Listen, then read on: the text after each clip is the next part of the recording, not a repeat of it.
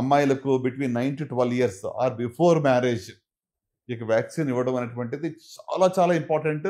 I think ఈ message అనేది ఎక్కువ మందికి రీచ్ అవ్వాలని నేను కోరుకుంటున్నాను. ఏంటండి ఇది హెచ్పివి వైరస్ ఏంటి, అందులో 16 and 18 అని చెప్తున్నారు, ఏంటండి అసలు ఇది?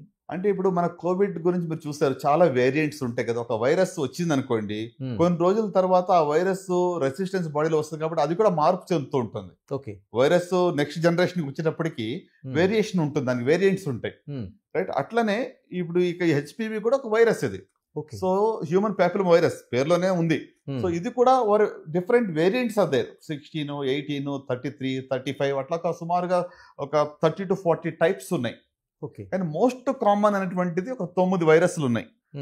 వీటిల్లో కూడా 16, 18, 33, 35 అనేది సర్వసాధారణంగా 80% ఆఫ్ ద క్యాన్సర్స్ కి ఈ 4 కారణం. అంటే ఆడవాళ్ళలో ఉంటుంది, ఇది ఆడవాళ్ళలో ఉంటుంది, మగవాళ్ళలో కూడా ఉంటుంది ఇన్ఫెక్షన్.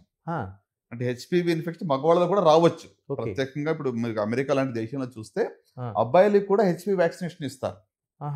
ఎందుకంటే ఓరల్ క్యాన్సర్స్ కానివ్వండి, జెనైటల్ వార్ట్స్ కానివ్వండి, లేకుంటే ఏనల్ వార్ట్స్ కానివ్వండి, ఇవన్నీ కూడా ఈ యొక్క హెచ్పి వల్ల వస్తూ ఉంటాయి, ఓరల్ క్యాన్సర్స్ కొన్ని వాళ్ళలో.